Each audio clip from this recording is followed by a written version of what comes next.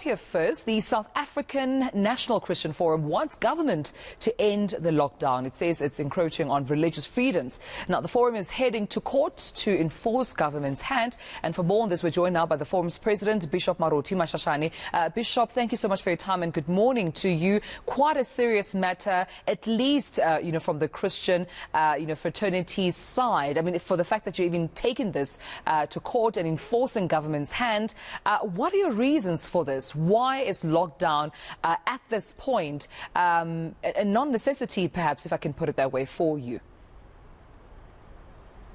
Thank you very much for having us, Tumelo. Good morning to you and to all the viewers. Yes, indeed, we feel that the lockdown is no longer necessary, especially because a number of people have now vaccinated.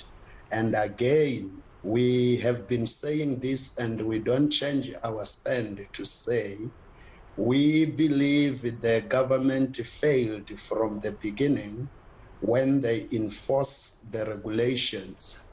It was then inconsistent. They would treat a religious sector differently to casino or other sectors, of which we are of the view that the pandemic, which they were saying is transferable by the coming of people together, it doesn't really look at whether that funeral is for a politician or just for anyone. If it's gonna transmit, it will. But we have seen this government having a double stand when it comes to that. The 50 people funeral will be only applicable to people who are not politically connected. But when a politician or a king dies, then we suspend the regulation. When it comes to them campaigning, they suspend the regulation and increase the number. So we feel that it is actually irrational and unconstitutional because it bridges the equality of the people. Bishop, with that being said, how have Christians during this lockdown been affected in terms of how they worship as well as how they express their faith? Indeed, we have been affected in a number of ways.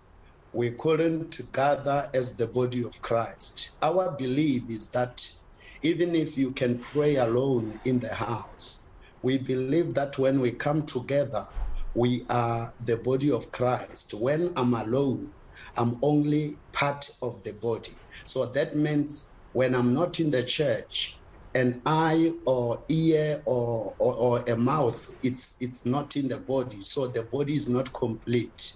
And we couldn't even have a time for the Holy Communion.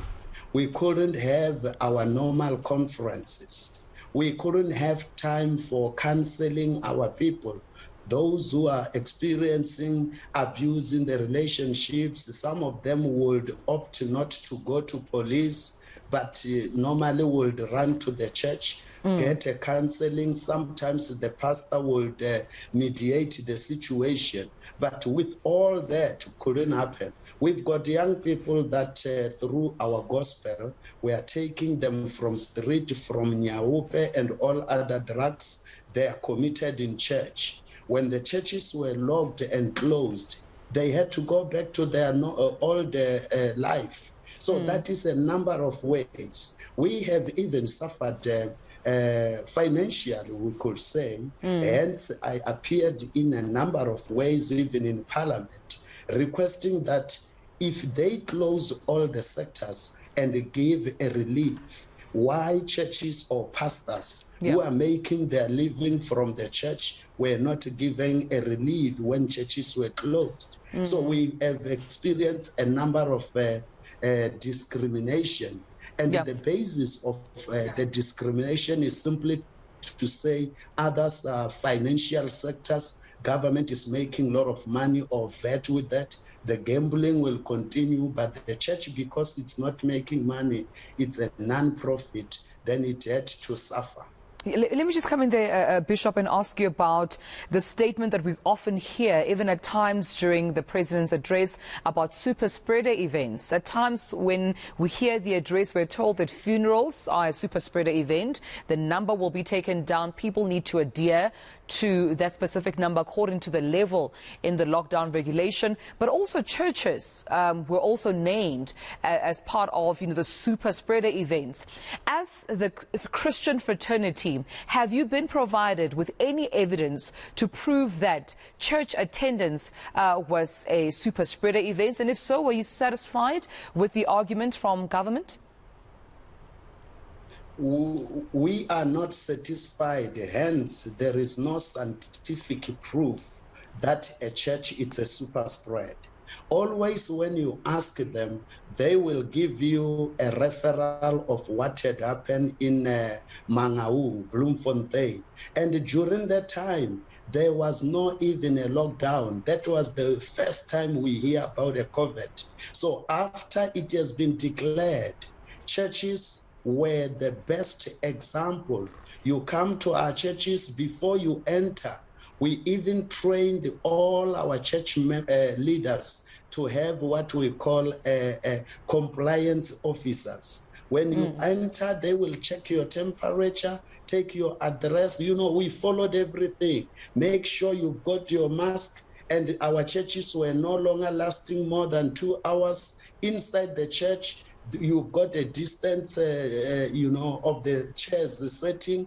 Those chairs are attached, even the note to say don't move the chair. When you find it like this, you sit on that position.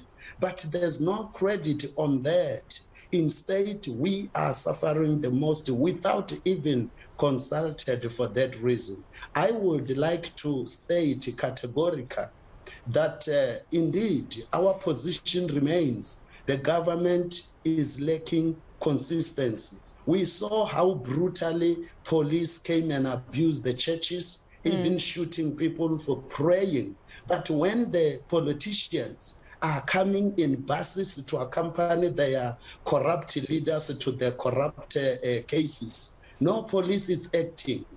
The taxis, they are sitting people shoulder to shoulder. There's no distancing inside the taxi. But in the church, where there is a distance, a church which only gather once in a week, compared to a casino that is open 24 hours. But why should we be treated like that? Which have to leave it there, Bishop. Christians there?